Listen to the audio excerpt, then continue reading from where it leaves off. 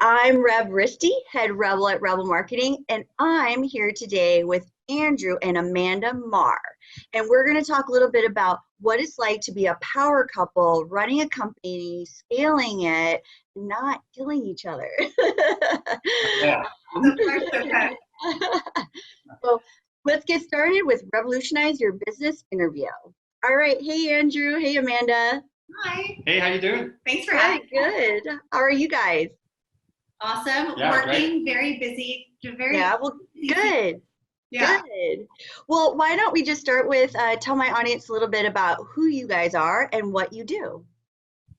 Well, so we are first and foremost good friends, married, and co-business partners in Digital Storyteller, which is our organic content marketing company focused on financial services companies. And so I come from a long line of actors in New York City. I was raised by wolves.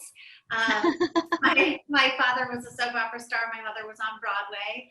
I made a short sojourn into the acting field and rapidly discovered that that was not my calling. So taught myself to code and started building marketing departments for companies. So Andrew and I met, and I was just building websites for people and giving them a digital marketing plan, going, fly, little birdie, fly, fall to their deaths, and then moving on to the next person.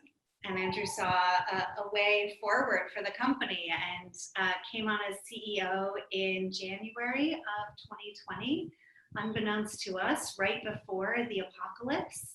And, you know, smooth sailing ever since. Why not do it then? We had no idea.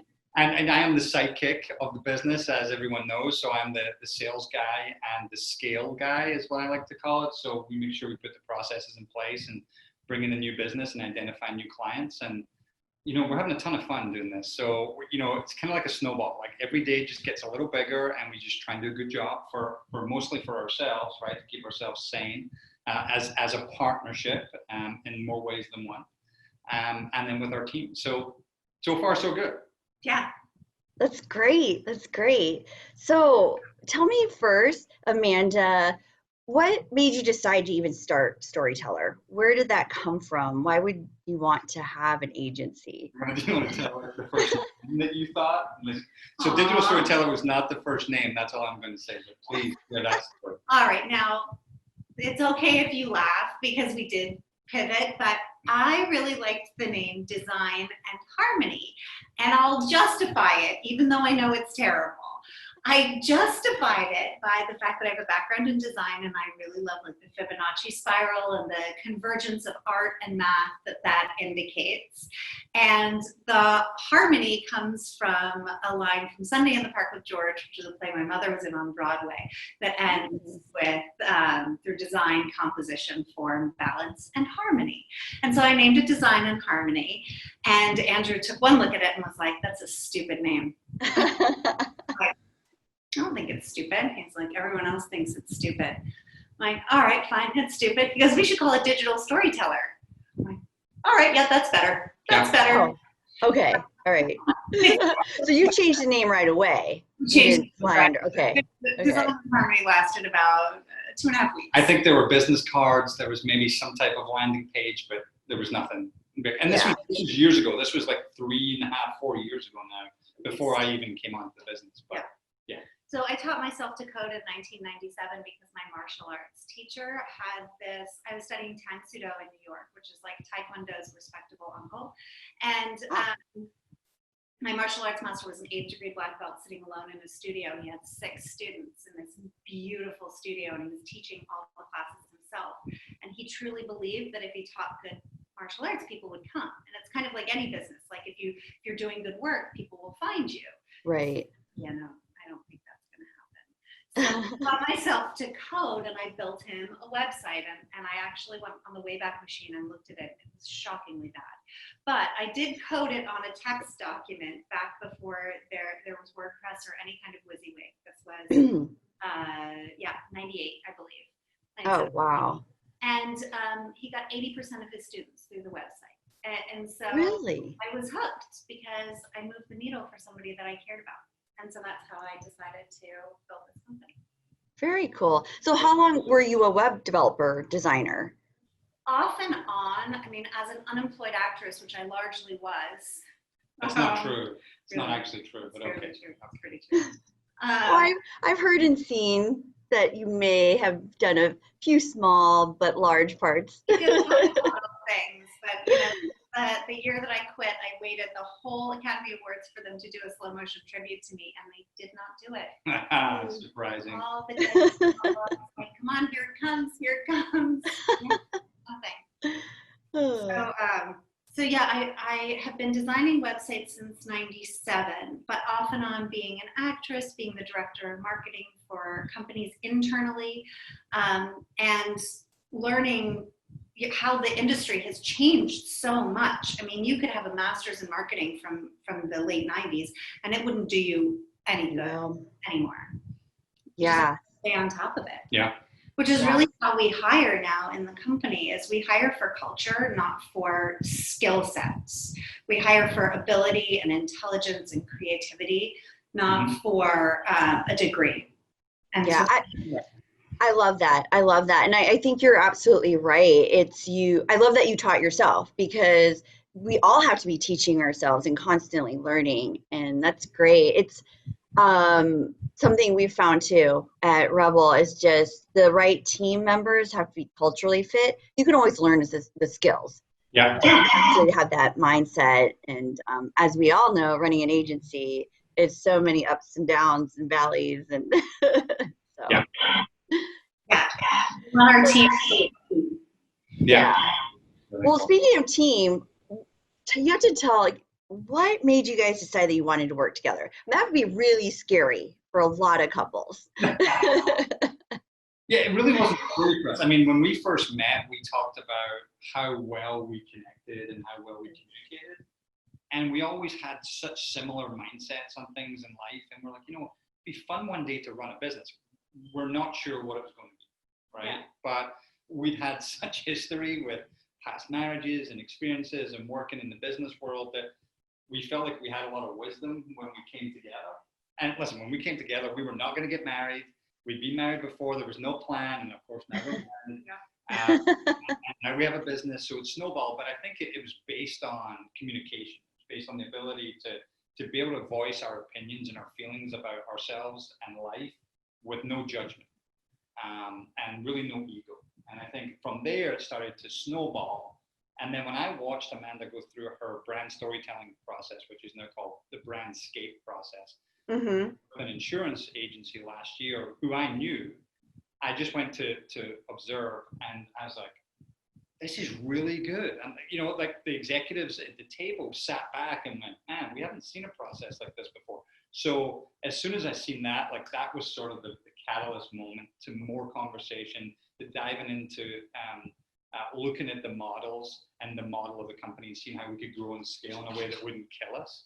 So that was really that period, which was sort of September, October last year, that started to happen, and then constantly communicating through that period to form what is now Digital Storyteller. Okay. Different skills.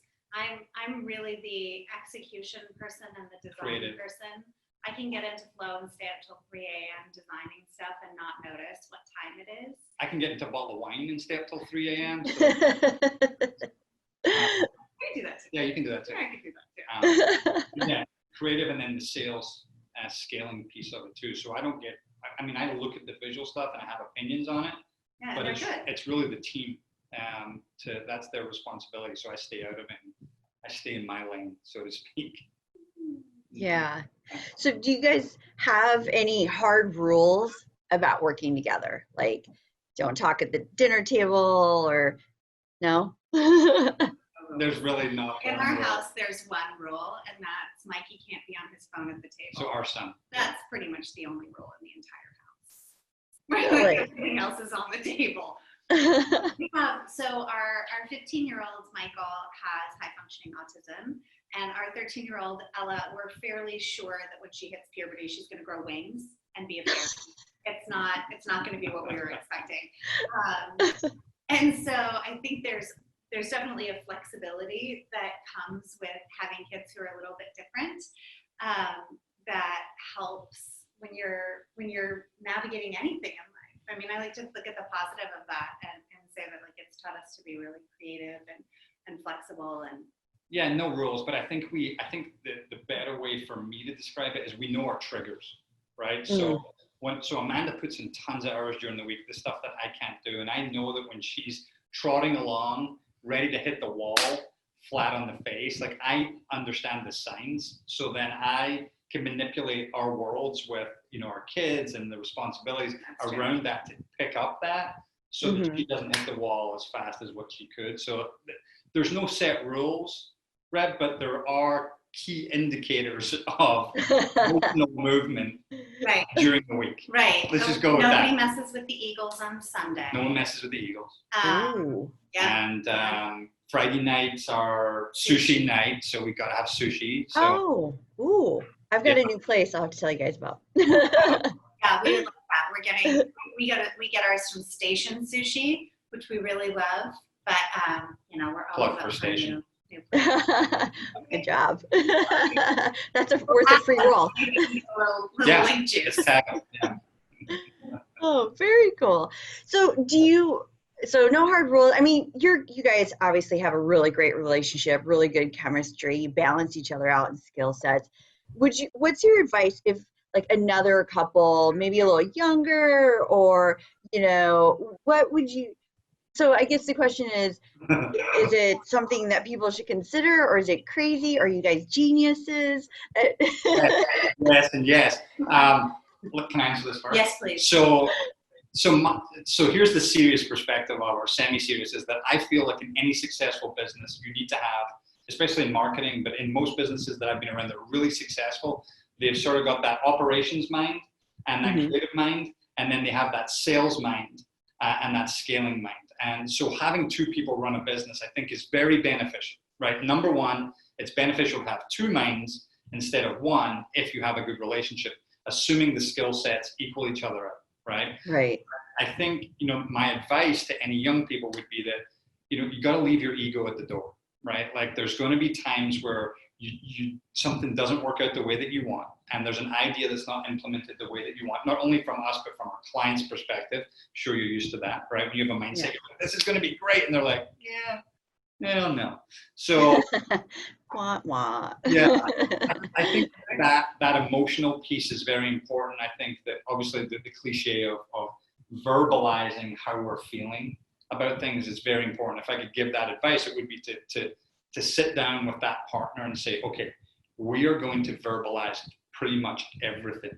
And we can put it in boxes, and there's certain times for that, but you got to get it out. Otherwise, if it festers, resentment can build. And unfortunately, we're old people now, so we don't really care about that stuff, because you get older, you get less shits about stuff. So it's like, that is the beauty of getting older, for sure. You get over stuff. There's also like the work that each of us has done independently of doing personal growth work, of doing leadership development, emotional intelligence work, and I don't think that can be underestimated. It's nice, you know, you get into your 40s and you've had time to do that. And so I would say if there were a young couple who was looking at their skill sets and going, I think we could do that. I think we could start an agency or start a business together. I would say don't skimp on getting a coach, doing your emotional intelligence work, digging really down into what those triggers are, because I certainly didn't know what my triggers were as a much younger person, and would just get triggered and go off. And now that verbalization is really constructive, but I think in some relationships that can be weaponized. And so be careful. A relationship is, you know, it's a fragile, beautiful thing, and you do have to treat it with care. And you say, like, voice everything, so maybe sometimes not. Sometimes Right, pick your battles. Yeah, know where to. Right? And relationship first, right? Like always, it's always relationship and family first. Business is really close second, because it's like a baby, but it's certainly second. Yeah. That's great advice, you guys. And, you know, even it really is. And it's simple, and we think we know it. but you don't know what you don't know. And even as I'm saying, what's your advice for couples? But when you have a partner, it is like a marriage. So you have to put that partnership first and think about it. And I know I used to kind of think, coaches, but yeah, I have a coach now, and I agree. Having a coach, just somebody who can be that sounding board and let you know you're being sane or you're being crazy, and you come in the middle. Yeah. Cool. Craziness is very sane. Yeah. Well, I really can't thank you guys enough. I know you're busy, and I love that you do have this amazing relationship, and you guys built a really great business around that. And if there's any one last bit of advice that you would leave my audience, what would you say as far as related to business or marketing? Start with content. For me, marketing is like Maslow's hierarchy of needs. Content is at the base, and then email workflows are on top of that, and then your lead magnets are on top of that, and at the very top you have your paid advertising. And if you don't build it properly, money just flows right out in paid. That's my philosophy, at least. So I would say focus on content. You can write it yourself. You don't need to hire an agency if you have the time and the expertise. Just start there. Yeah, and mine would be different perspective, would be sales, and would be, just drive more business. I know it's scary to have more business as we grow, and we've had those conversations a lot, but without that business and without that snowball moving, it can get stagnant and it can get disheartening pretty quickly. So I would always drive revenue first, and then start to get selective and picky about that revenue once you've got the snowball moving. Yeah. Great. Wow. You guys are a power couple. That's great advice. Really good advice. Well, thank you guys so much again. And if someone did want to get a hold of you, what's the best way for them to do that? You can email us at info@digitalstoryteller.io. And .io is both the Indian Ocean, which means nothing to us, and the nerd extension, which means Great. Our website, of course, digitalstoryteller.io is a good place, or LinkedIn, we're all over that. So yeah, happy to coordinate through that too. Cool. All right. Well, thank you guys. Thanks, Rev. Thanks, Rev.